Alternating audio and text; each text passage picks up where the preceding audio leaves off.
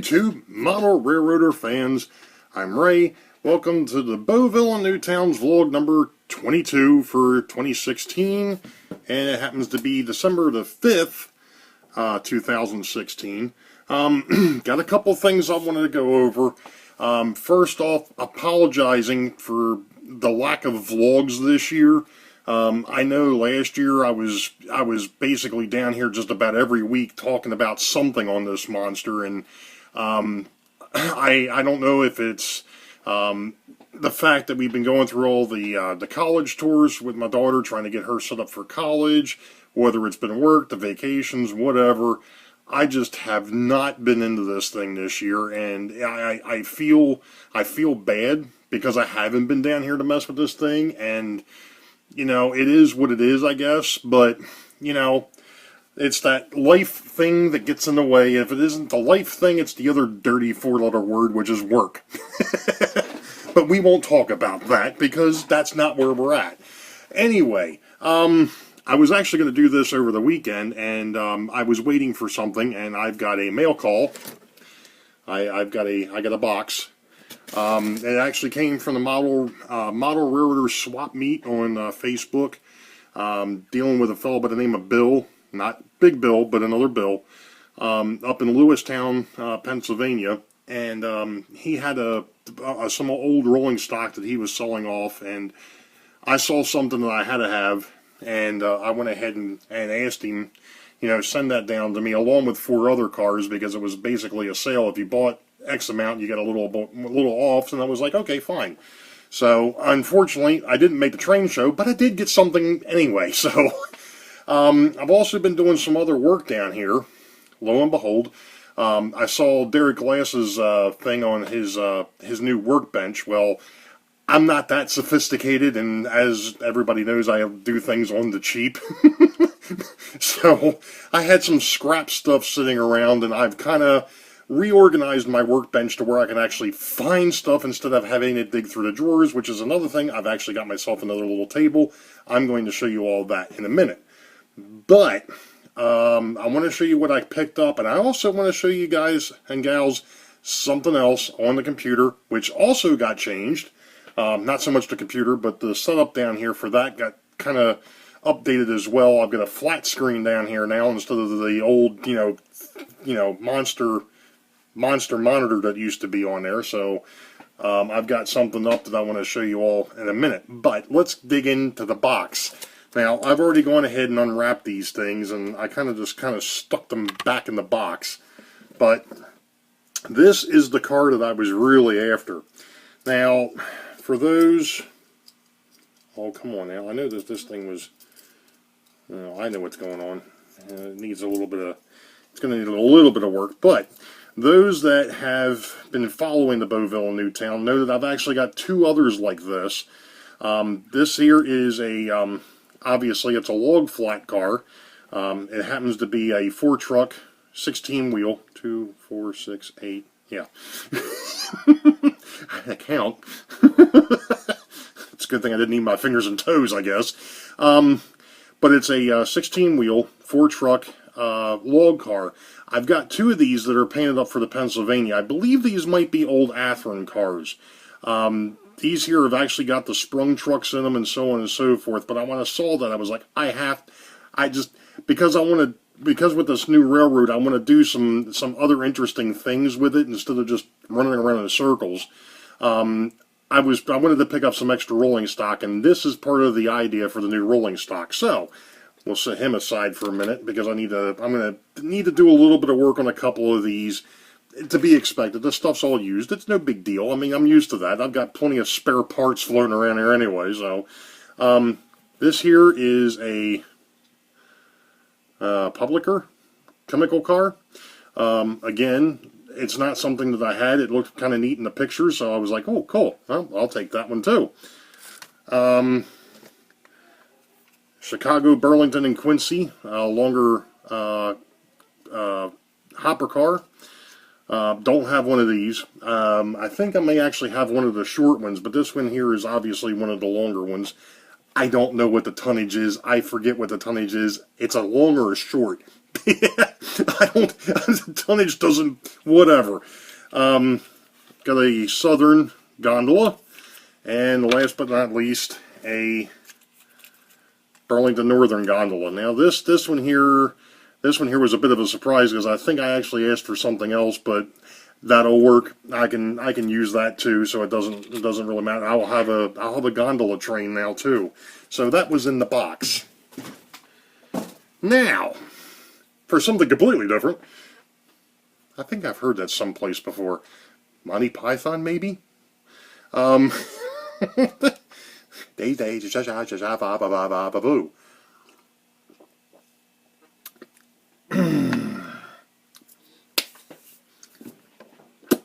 Yeah, it's one of those weeks.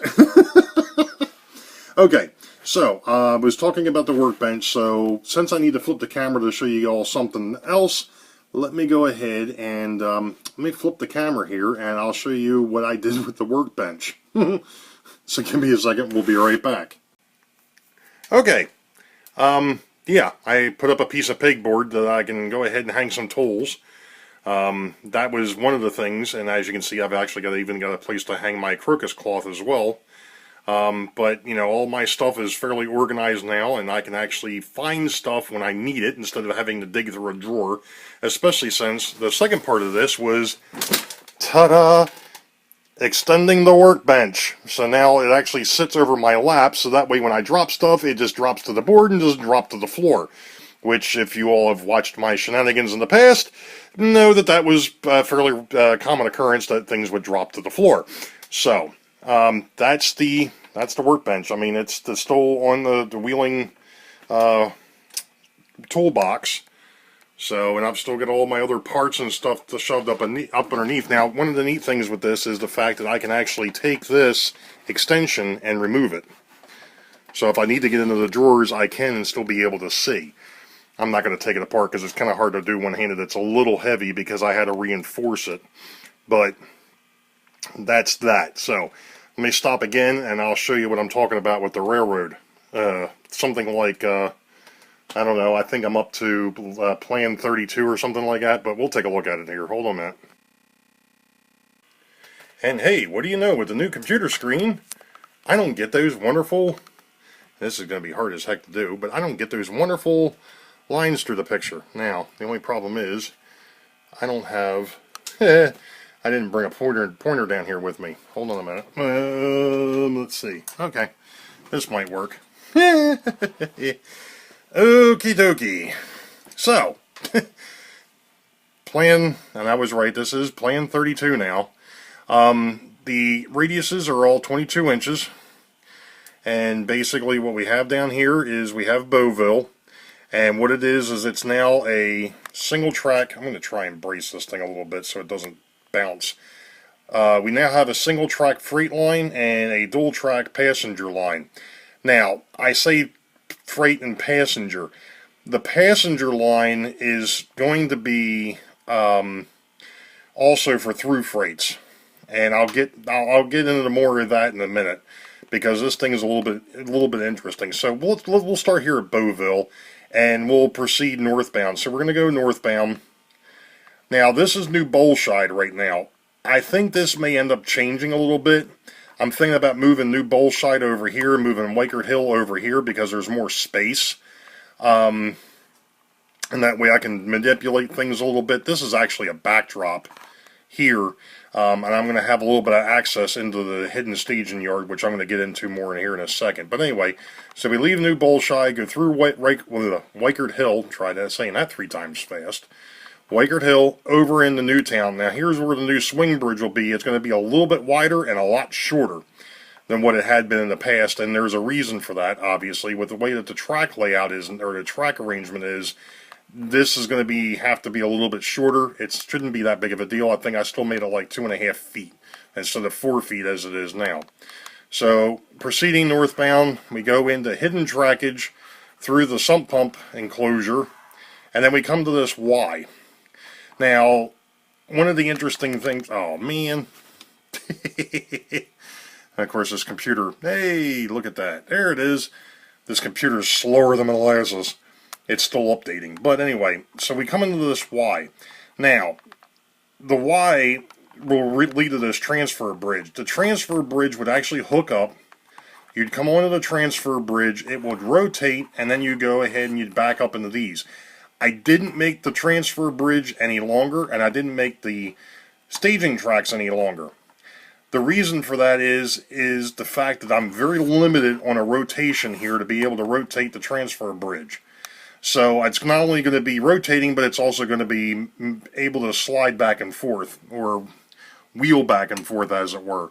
So anyway, going northbound, you'd end up going onto the transfer table and end up picking up one of these staging tracks. A southbound train would then come off onto the transfer table and then head back in the other direction through Newtown, Wakert Hill, New Bolshide, Boeville, and then back into the backdrop and hit the Y again, go back on the transfer table and hit here. Now, the two things here, this gives me point to point, which is one of the things that I'm sorry this is shaking so much. You know what, I'm going to go ahead and stop here a second. We're going to flip this back around.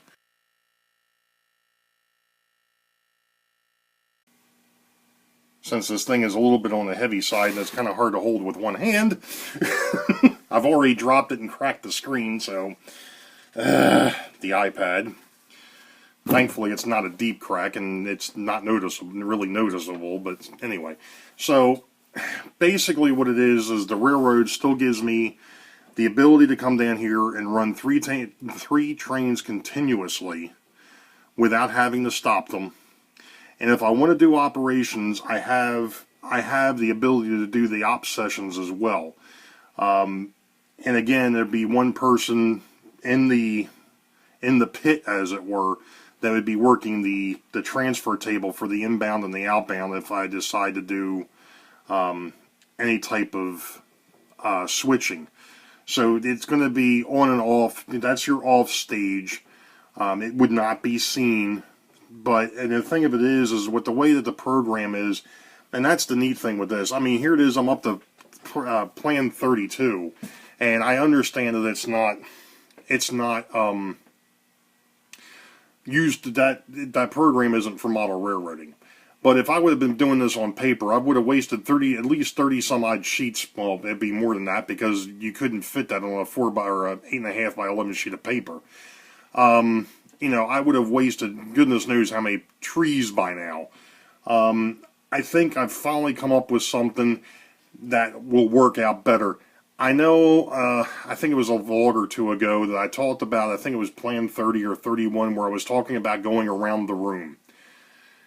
Great idea, pure pain in the butt with the way that this basement is set up with the doors for the storage areas, the furnace, all that. You have to be able to get to that stuff sometimes in fairly short fashion, and if the railroad's in front of the doors, that's not going to work. You're going to have to move all that stuff out of the way to be able to get to the doors, to be able to get to the electrical panel, to be able to get to the water heater, to the furnace, to the gas shutoff, to the water shutoff, whatever. So it's just not a viable solution. This here goes ahead and uses up the center of the room. The only place that it would be across any type of doors would be where the sump pump enclosure is. That's not as big of a deal to me. I mean, with the way that the corners are set up, and with the way that those doors are, I can manipulate those doors and still be able to get in there without tearing the layout apart. I'm going to make that section in front of those doors removable, just in case I have to get in there and replace the sump pump for some reason or what have you. But that's one door. I can live with that. That one there, like I said, is nowhere near as critical as getting to the electrical panel, the furnace, the hot water heater, or the gas shutoff, or the water shutoff. Those are important. You need to be able to get to those in a hurry. So I'm going to post this up on the Facebook page and on the Google Plus page. And yeah, I know I need to talk to, I should be talking to Bill Baronic and so on and so forth. And I watched the last YouTube model builders and I took some ideas from that. I actually liked what he did with the helix. With the helix down to a staging yard or up to a staging yard. That was a neat idea. The problem is down here is my real estate.